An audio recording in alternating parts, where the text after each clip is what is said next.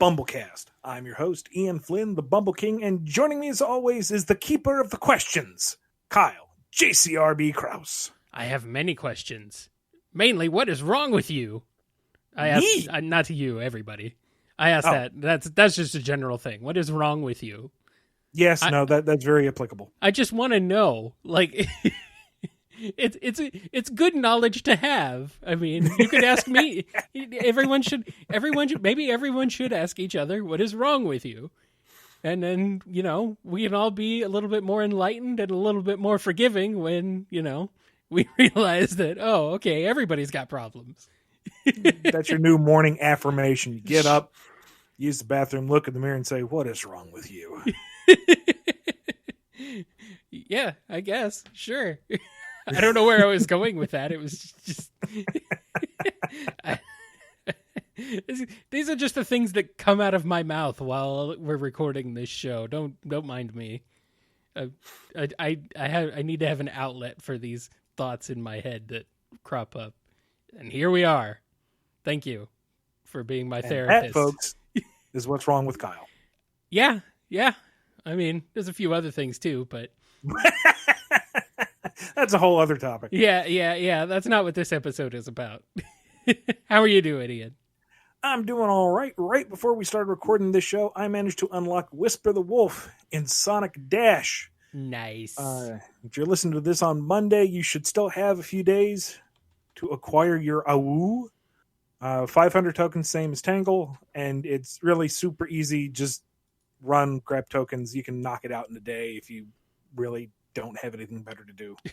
It took me a couple days to do Tangle.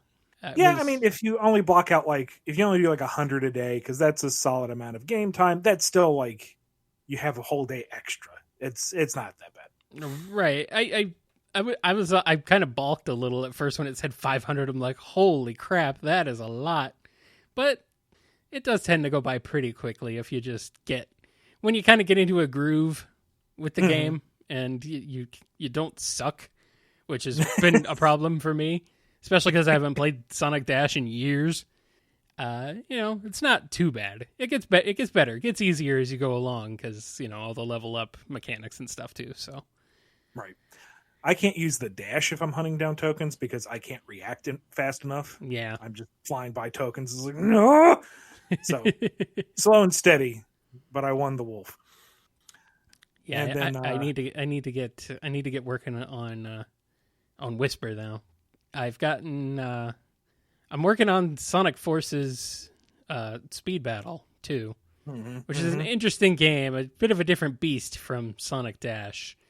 I don't like it as much. I think it's because all the monetization is more in your face in Forces than it is in Dash, and it's like, oh, it kind of turns me off a bit. I'm just like, but I'm in it for the Tangle and Whisper, so I'm dedicated. But I don't know how I feel about that one. The randomness of the acquisition of characters is a bit of a bear. Yeah, I'm not gonna lie. But the Tangle event's going on right now. You'll get missions that will give you not exclusively, but they will definitely give you some Tangle card drops in addition to one other character. Yeah. And then once the whole Tangle Whisper event is complete, they will be added into the regular rare pool, which is nice because it's not the super rares. Yeah. Which they live up to their name. So they'll be easier to acquire than, say, Shadow or Big or Metal Sonic, which is nice.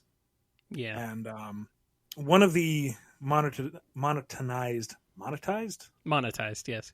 Yes, making upwards, that I've always kind of shied away from is that during these events, you get X number of drops, and then it will duplicate those drops and put them into a chest. Yeah. And at the end of the event, you can spend $14-$15 to get that whole cache of cards. And in the past, it's been like, this is kind of a fun time waster in the day. I just kind of like the collection aspect of it. I don't need to spend money on it. I'll just, race whenever I want to. Not this time, Kyle. No, sir. I already have like 105 Tangle cards waiting for me, and the event has barely begun. I'm going to be dropping that $15 because I'm going to be getting my Tangle Whisper. Well, I'm going to get them, and I'm going to level them up, and I'm going to be happy about it. I feel like this is kind of an exception.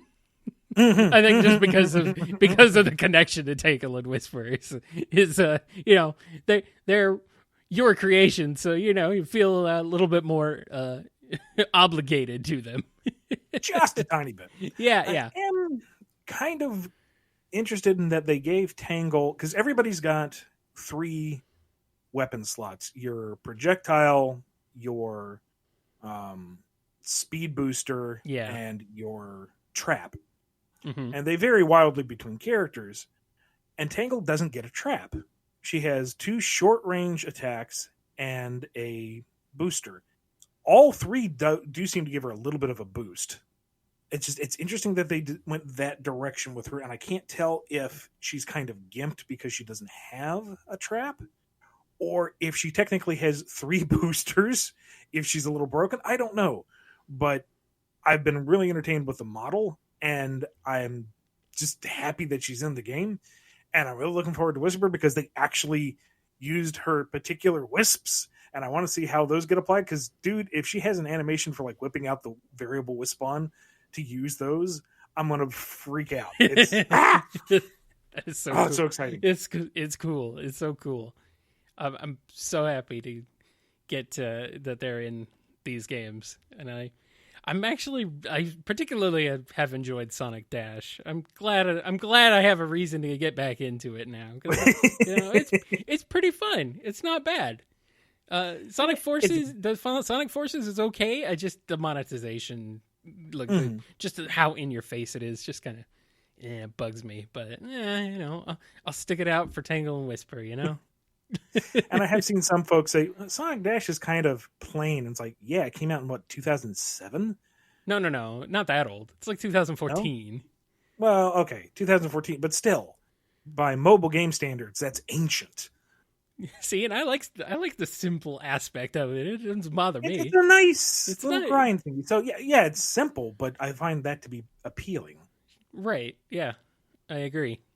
It's especially after your 3rd race where you were first for most of it, and then you take that one motobug to the butt, and oh look, now you're 4th. So much for your ranking. It used to be really simple because you only had like Sonic and there was like nothing else involved. They've actually added quite a lot to it, but it's still a relatively simple experience, which is nice. It's not super in your face about buying stuff. There's some of it, but it's not crazy. I like it. Well, are we ready to hop on over into the Q&A? We are. If you want your question answered on the show, email us at BumbleKast@yahoo.com. Tweet to us at BumbleKast. Send us $6 over Ko-fi. That's ko-fi.com/BumbleKast. Make sure to include your name and question. Comment in any of the YouTube videos. And if you're a patron, comment anywhere on the Patreon page. Send us a message through there, or send us a message in the question channel on the Discord. Now, if we have answered these questions fairly recently, if they are covered in the FAQs featured on BumbleKing.com, or if they are super specific to what might have been in the old Archie books that will be covered in Lost Hedgehog Tales, we're not going to touch upon it. We list the question in the description of every video. We're working on a big spreadsheet that will have all the questions that are searchable. We do as much as we can for you guys, so meet us up in the middle. We're not even in the middle. We're past the middle. Meet us part way, please. Also, if you want to get your question answered sooner rather than later, you can become a priority patron over at patreon.com/BumbleKast, or again, send us some dosh over coffee. Alrighty. With that, let's go ahead and jump into the priority Q&A. We're starting off with none other than our good buddy, Scruffymatt. Howdy, Scruffy. Says, hi, Ian and Kyle. How are you guys doing today? We've already covered that. Move on. Oh, that's his whole question. I'm kidding. It's not his whole question. It's not his whole question. Ian, when the ArchieSonic comics got rebooted in issue number 252, you were given the opportunity to do a lot of new world building and create a number of new freedom fighter characters from various parts of the world. There were the Desert Raiders of Shamar, Shijin Warriors of Chunan, and the ocean-dwelling characters such as Razor, Coral, and Pearly. One region of the world that never got explored, most likely because it wasn't featured in Sonic Unleashed, was an Australian and or New Zealand type of area. Do you have any plans for stories or characters in this area of the world that will eventually see the light of day in Lost Hedgehog Tales? If not, what do you think you'd come up with if you were asked to pitch a new team of characters from this region? Disclaimer. Suggest any shrimp or prawn characters being thrown on barbecues, and we shall have words, sir. Crikey. You think I'd be that crass? Maybe. Plus, there's already been a Barbie. I don't remember there being any, solid plans. And part of that was because in the old continuity, the Down Under Freedom Fighters were arguably the best realized out of any of the satellite freedom fighter groups. They had the most appearances. They had the most defined characters to a degree, again, comparatively speaking. And they were generally liked within the fandom. So whatever we would have done in, what do we call it? Atralius, I think. Whatever we would have done in that region would have needed a lot of thought and care and attention put into it. Like the Desert Raiders, they were dark analogs of Sonic, Tails, Knuckles. That's easy enough. They're thematic. The Chunnan group was all based off of Chinese mythology. And making Dulcie not terrible. Stop before you even at me. She had a great personality, great color scheme, god-awful color design, and was not handled well in the books. She was bad. It's not her fault. No, not her fault. Not at all. And side note, but I am 90% sure that she got a call out in Sonic and the Black Knight. That would actually make sense. Because there's very early on, you fight in the tutorial areas, you fight a dragon who is very distinctly her shade of teal and pink. Huh. And, just to have those particular colors on a dragon in a Sonic game, it makes me wonder. Plus, you fight another dragon later on that is very clearly Bio-Lizard colors, and if you fight it as Shadow, he does make some commentary on it. So, I feel like it's there.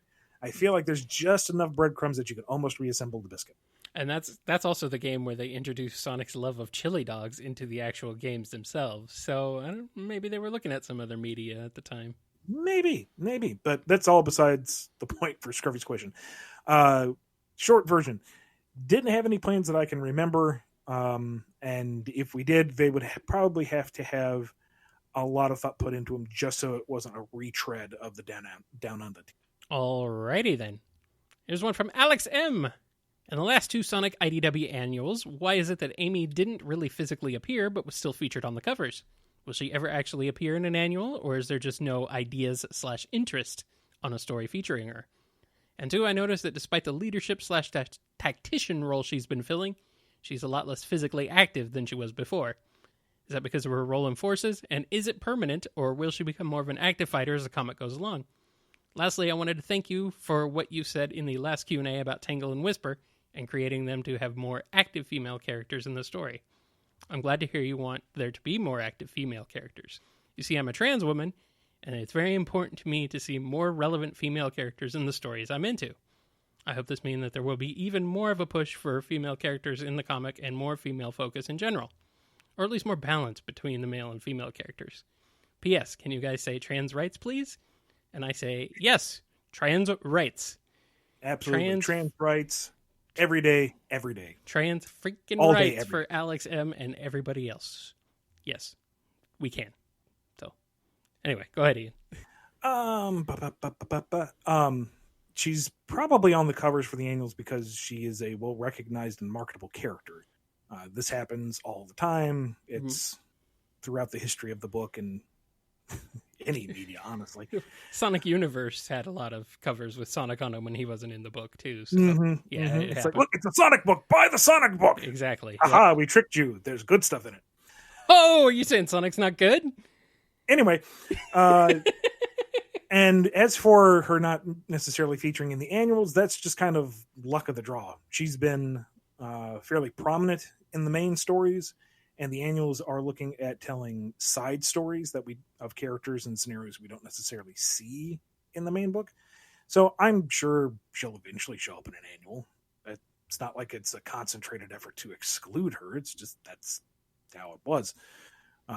Again, because she's been so prominent in the main book. She's had her share of action. She was part of the siege on Angel Island. She was pretty much the only reason Cream got out of Restoration HQ when things went to hell in a handbasket.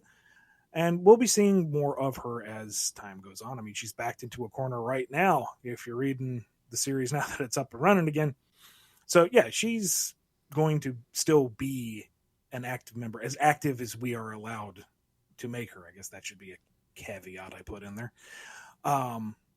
Any lack of action on her part is simply by the nature of the story. You know, if she is behind a desk stressing out trying to keep things running and not always getting it to work, not a lot of opportunity to go out there and hit things with a hammer. Sure.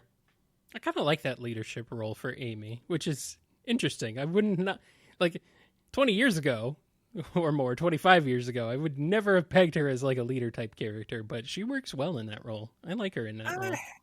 I guess I think there needs to be a distinction of what kind of leadership role she has, though. It's not like Sally, who was, devoted to it. She was a tactician. She was a leader of men. Right. She organized. She was a general of sorts. Amy is more of someone who's been forced into a management position, and she does it because it's necessary. Yeah. Knuckles was commander, which is already a bad idea. And she was there to kind of help keep things in order. And then he was like, yeah, I'm done. I'm back on Angel Island. She's like, well, there's still work to do. There's still people to help. Who's going to... Fine.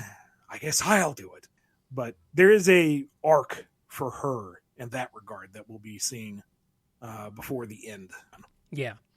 I mean, I knew she wasn't like... She was kind of thrust into the role more so than like rose up to it like Sally did. So it's a different type of...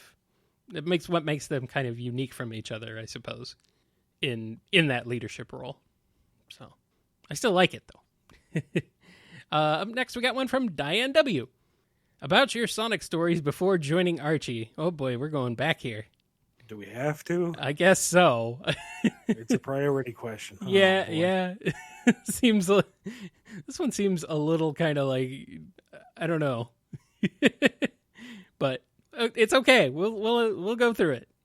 Ian, why do you always write your Sonic the Hedgehog fan fictions as grim, dark, and mean-spirited, where you portray the characters as hypocritical terrorists, evil generic villains, being jerks to other characters despite their actual dynamic in the official games, gun as villains, and either brutally killing off characters or giving them downer endings where they lose everything and everyone that they love, sometimes deciding to take over the world for the sake of world peace? Did you used to have problems as a teenager, or do you just like writing dark and gritty stories of a franchise targeted kids for no reason at all? Ian, answer me. How dare you treat Sonic characters like this before you were actually involved in the franchise? Anyway, go ahead. And come on now. Gun's attempt to catch one hedgehog caused so much freaking collateral damage. You can't tell me that they're like the sterling good guys. They're not good, no. They're the military. I mean, the most heroic point they were portrayed was when they were fighting literal man-eating aliens. Eggman was the good guy in that regard. So, although I think the direction was, they were kind of more of a positive thing in Sonic Chronicles, but that game's not canon, so whatever. Anyway, yeah, back then I was an angsty teen. I thought I was being profound and pushing the boundaries and really didn't have the perspective that I do here 15 plus years later. Oh God, almost 20 years later. Yeah, I was going to say, it's been a while. That hurts worse than the references, but I don't know, looking back on the old stuff, there are some things to be proud of. The amount of product that we produced, the number of artists I got to work with, and how incredibly generous they were with their time and their skill. The fact that one of the fan comics got translated into 2 different languages is kind of insane. So, yeah, there's some good things to be had there. The rest, not so much. The writing is god awful. It's, I didn't know what I was doing. You learn as you grow. That was kind of me cutting my teeth on a whole bunch of writing things. It's not good. It's bad, and I have grown as a person in a lot of ways. Kind of on that topic, it was a couple years ago. Somebody pointed out that the archive of those old comics doesn't have the credits clearly listed. Person in question thought this was a personal slight on my part, that I wanted to claim all credit because clearly I draw in like 17 distinct styles. But it's not because the original website went down and I had no intention of archiving it, and it's still there despite the fact that I wish it would go away. But to that end, I did go back and research what I could and try to find who did what, because credit where it's due. There were a lot of talented artists who worked on it. And I tried to reach out to the admin.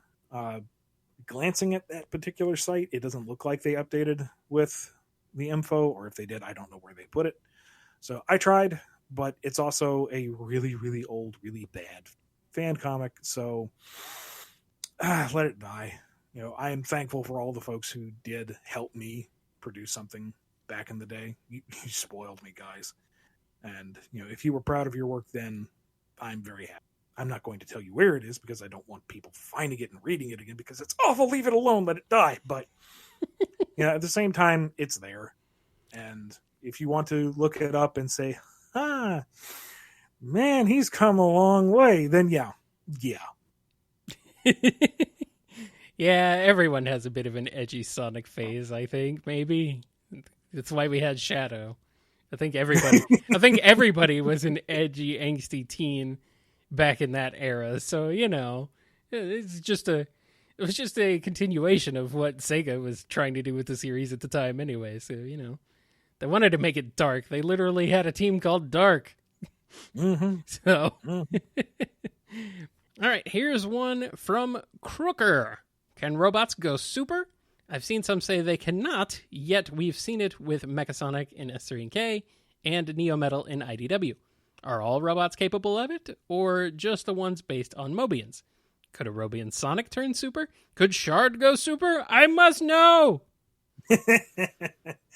I don't know. The rules are really inconsistent. We've seen... we got to take the games as the baseline. That is the canon from which all others are spawned from. We saw Mechasonic go super off it, but he couldn't really maintain it. We saw Heavy King get a severe boost off it, but he didn't go like full on gold super, so maybe it's a half step. And then you have Gemerl, who transforms into a completely different body, and is that a super transformation, or what is that?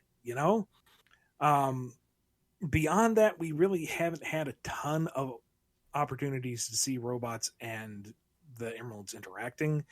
You had the Death Egg robot from Sonic & Knuckles that had the Master Emerald embedded in it, but that was used more as a power source, not really using it directly to...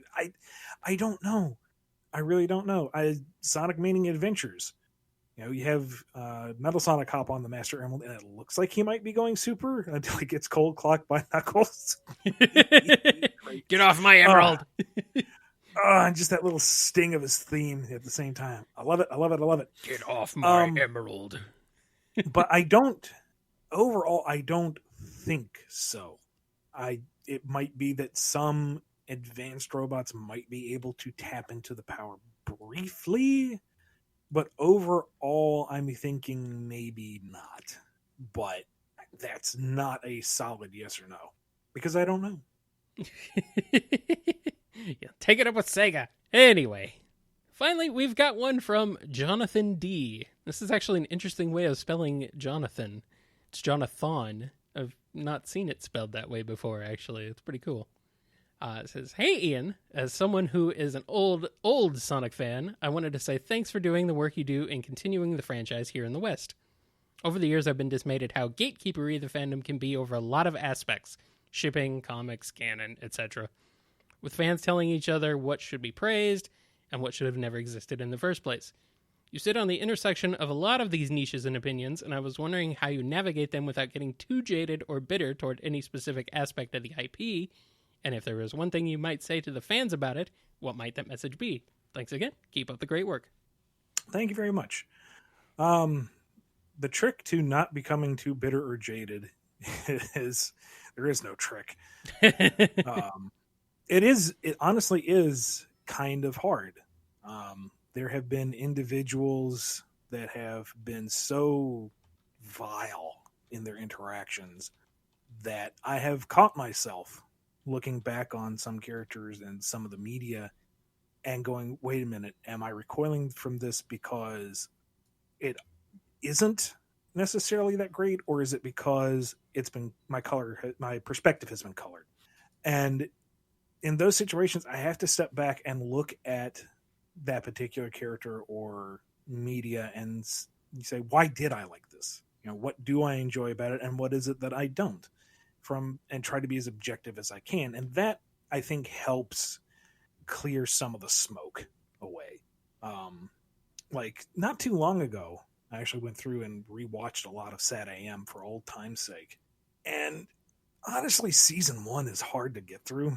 It's a eco-friendly 90s cartoon that happens to have Sonic stapled onto it. And it's episodic, and there are some okay moments, but the whole thing's kind of bland. And then you get into season 2, where they have, the quest for King Acorn, and there's a little stronger narrative thread going throughout. There isn't so many fluff side episodes, and that's where it really picks up. The voice acting is still stellar, regardless. Yeah. Looking back at it. It's kind of impressive how well the voice acting holds up. And I remember people kind of going, "Oh, Jaleel White, you mean Urkel's voicing Sonic?" And it's like, the dude has some serious range. Yeah, he does. He does some excellent work there. So yeah, absolutely. Part of it is you have to step out of the fandom and look at it yourself. Mm-hmm. And part of it is you have to have enough confidence in what you enjoy. And, some folks aren't going to necessarily agree. I mean, some folks really, really dig Sonic Underground. I really don't. I get what they were trying to do with it, and I'm not going to say it's completely irredeemable, but it's not something that I'm going to actively seek out. It's not something that I enjoyed when I was researching it for the ill-fated Sonic Universe book. That doesn't mean it's without merit, and that doesn't mean Underground fans are wrong. If you enjoy it, I'm happy. One slightly more divisive is I really don't like Adventures of Sonic the Hedgehog. I don't find it funny. I don't like the art direction. I don't like the animation style. I find it grating for the most part. And other people find it hilarious, and they love the lighthearted take on it. And to a degree, Sonic and Tails going on adventures stopping Robotnik is quintessential Sonic.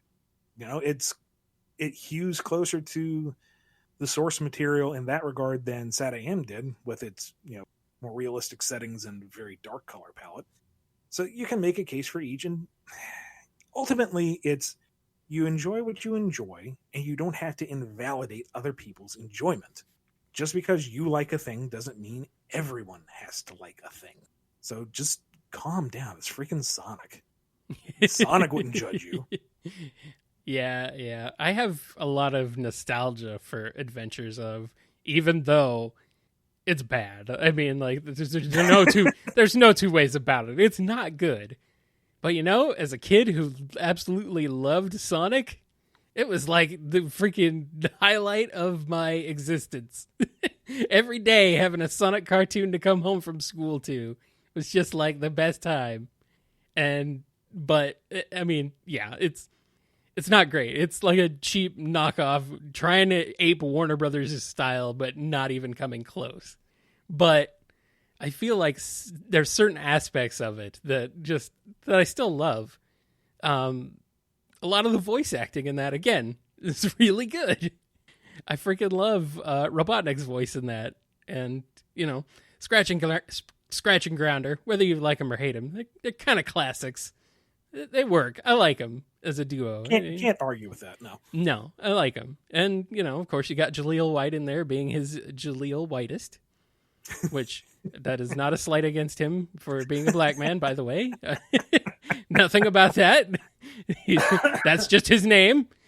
The art style, the backgrounds are like super simplistic. It looks terrible, but at the same time, there's still certain things about it that are fun. Sonic Underground, like you said, not great, but there are certain aspects of it that are kind of cool. I kind of like Sonic having siblings. Like, they're kind of neat. There's stuff you can work with. Like if Sega decided they wanted to bring some of those aspects back, I think you could really work with them. I mean, you've kind of proved that with a lot of the stuff you did with the Archie books, but I think if Sega wanted to delve even more into that and you decided to unearth even more of that stuff, there's potential in all the different incarnations. So, and there's things to be enjoyed about all of them too. All right. With that, let's hop into the standard Q&A.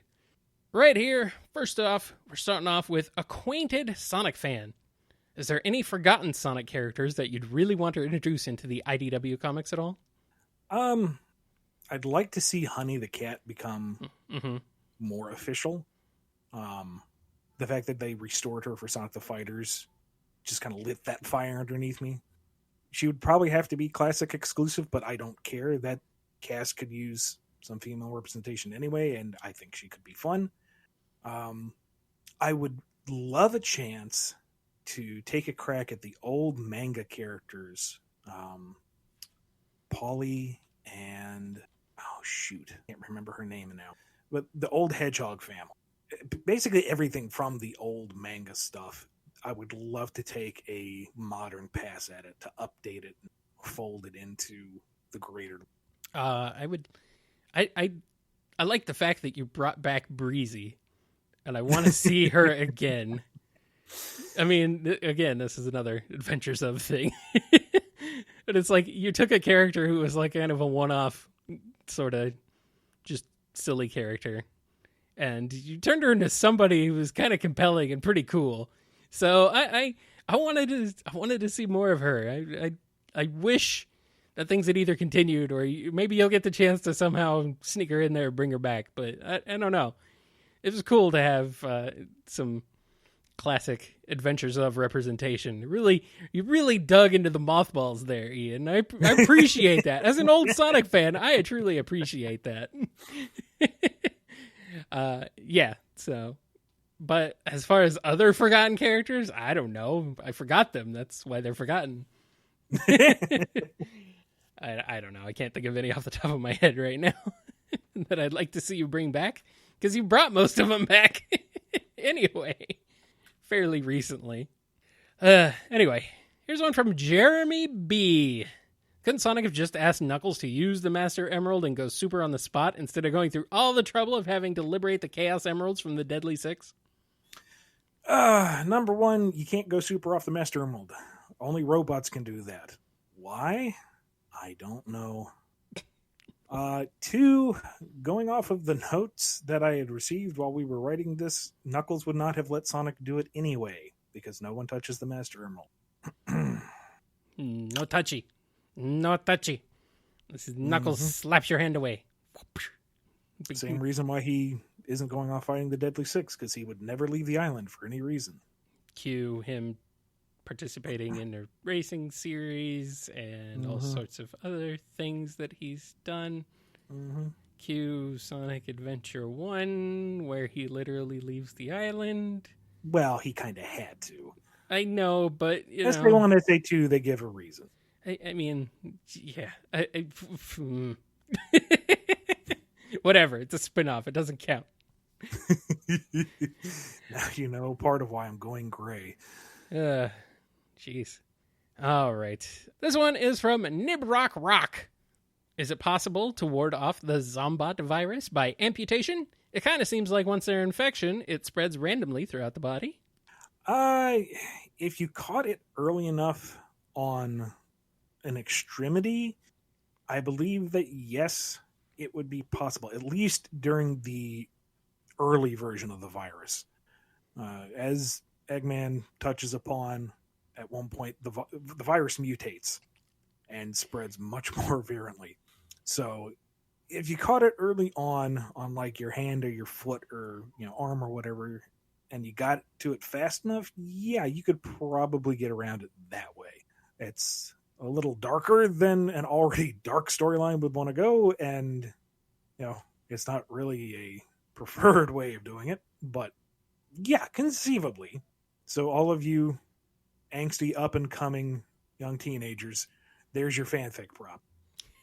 Yeah, but then you have to, then as a character, the character has to go around and continue avoiding getting exposed to the Zombot virus afterwards. Otherwise, they're just going to have to keep hacking limbs off. Yeah, well, you pay an arm and a leg for that kind of thing. Soon it'll just be a flesh wound. Now you're just going out on a limb. Pull my leg. I don't know. That was reaching. I'm sorry. Reaching with my hand. Yeah, I'll hand that one to you. Okay, good.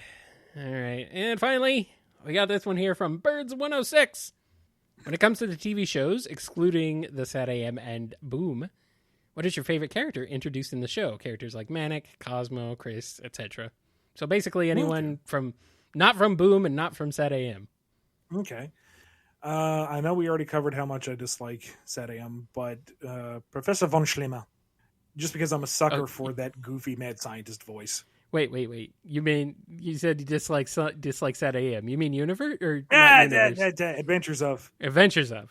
Yes. I'm looking at the prompt here and I read Sad AM. Yeah. We already covered I'm like, wait a minute, huh?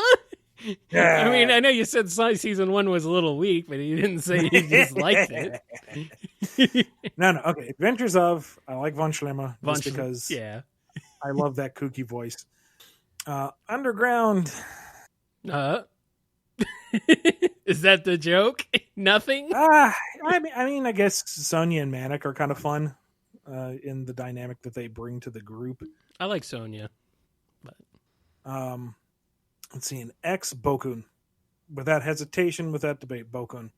Nobody knows what he was. Nobody knows where he went, but he was delightful. I really liked Bokun.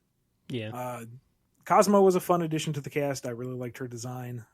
Her arc was tragic and kind of spread thin throughout an otherwise iffy season, but she was probably the best part of the Meta-X saga. And everyone that wasn't a blood relative in the Thorndike residence, maybe. No, that's not right. Grandpa Chuck was kind of fun. Ella was great. What was the butler's name? Takahashi? Shoot. It's been so long. I never watched much of Sonic X. I should go back to it. It wasn't Season 1. It wasn't for any reason other than just if it's like the time it came out was bad timing. I wasn't watching TV or anything, and it was before streaming, so. Season 1 starts off really strong. It gets a little episodic. It has some distinct high points, though. Season 1 overall is pretty solid. Season 2, the animation budget goes to the crap, and the adventure adaptations are okay.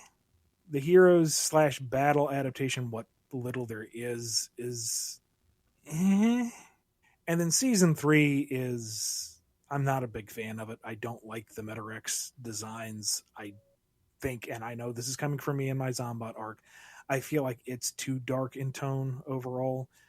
I mean, having animal people turn into brightly colored metal zombies is one thing. Watching roots grow up under the skin of a living person and they're grimacing in pain as they're being eaten alive by this tree, I feel like that's a bridge too far, personally. Dang. Yeah, I've never watched it that far along, so I watched like the first few episodes of season 1, I think. It was good. I don't know. It was just a time in my life where I wasn't watching much TV or anything, so I was like,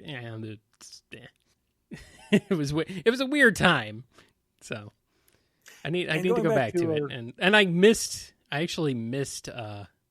originally missed Underground completely into going back later and watching it. And it's not that bad, but I say it's not super great. And going back to our earlier point, if you were a huge fan of the Metarex saga in Sonic X and you're feeling disheartened because I don't like it, don't be. I'm glad you enjoyed it. Go back and rewatch it, savor it, think I'm wrong. That's fine. It's okay. We can all have opinions. It's Sonic. Yep. There's lots to have an opinion on when it comes to Sonic. There's lots of different incarnations. You don't have to like them all. And not everyone has to like the same ones you do. It's fine. And with that, we are at the end of this episode of the BumbleKast.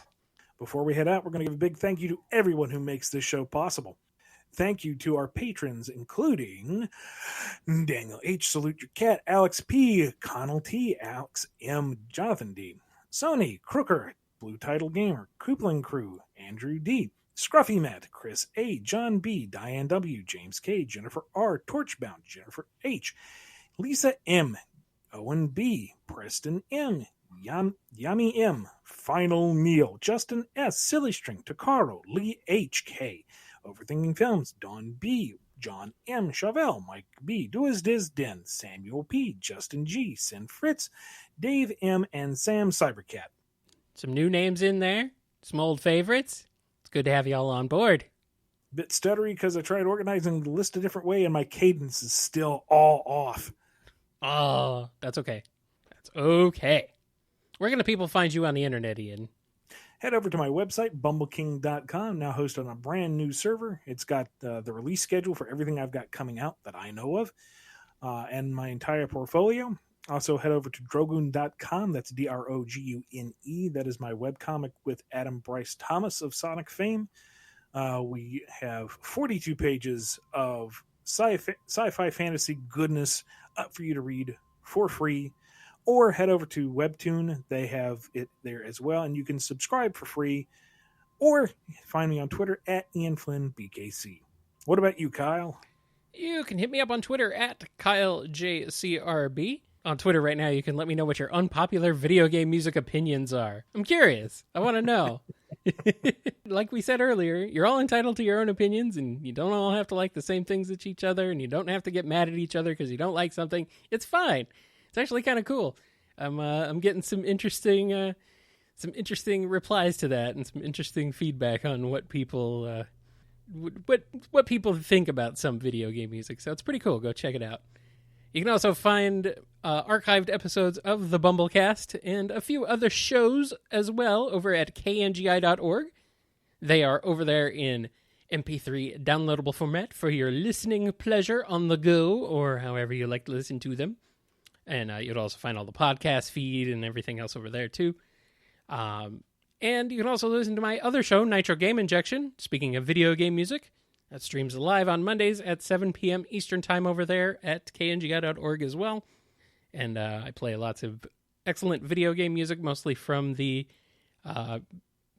arrangement community, the fan community that does video game arrangements, like the folks you see on YouTube playing guitar and or saxophone and stuff like that on there, or just Overclocked Remix and other places like that, Dwelling of Duels, all that good stuff. So be sure to go check that out.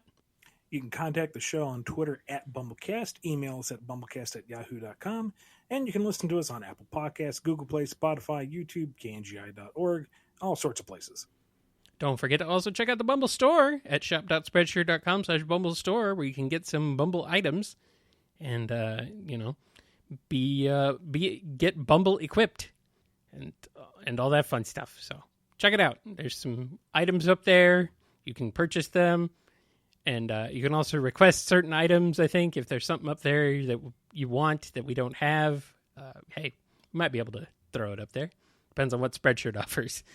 But hey, if you want something with our animated cartoony mugs on it or with our logo on it, there you go. Also catch BumbleKast Gaming live, streaming on Twitch, twitch.tv/BumbleKast Gaming, Wednesdays and Fridays at 11:59 p.m. Eastern, and Sundays at 10 p.m. Eastern. Provided schedules work out that way. Keep an eye on the Twitter for announcements in case we have to back out or reschedule or whatnot. Indeed. Subscribe on YouTube if you're not already. Find us Bumble King videos on YouTube. Search for Bumble King videos or BumbleKast, and you'll inevitably find us. And hey, hit that subscribe button and the like button and all the other things that you do on YouTube to make the algorithm be happy. And so we can finally stop saying, hit the button, subscribe, and blah, blah, blah, blah, blah, blah, blah. Comment. Yes, comment too. Don't forget that, I guess. Ask questions there. That's what you can do. So, yes. And that's it for this edition of the BumbleKast. Hope you guys had fun. Yep. We'll see you next week. Be good. Yes. Be good. Don't be bad. Don't be naughty. If I hear anything, oh boy. You're gonna get it. Big Papa Kyle gonna come for you. You're gonna get it. If I hear anything bad. Do not make me stop this podcast and turn it around. Just wait till your father gets home. Which one of us is the dad? Which one of us is the dad in that scenario? Or does BumbleKast have two dads? I don't know, man. BumbleKast, it just is. It has no dads. It always is and always shall be. Sure. Yes. Born primordial from the very fabric of time, crawling from the gaping maw of the abyss, it has slowly rendered into our reality. It's a tiny, adorable alligator with little bingo ball antennae. BumbleKast is genderless. BumbleKast is all. I'm a cool guy. Except I'm not. I'm very warm. That's why I want it to be cool around me.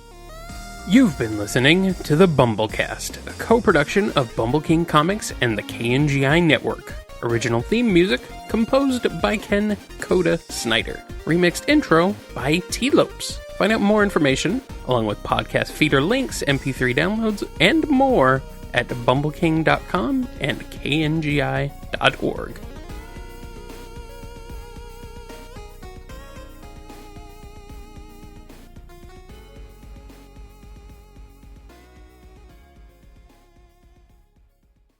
The Shijin warriors of Chunan, the Shijin.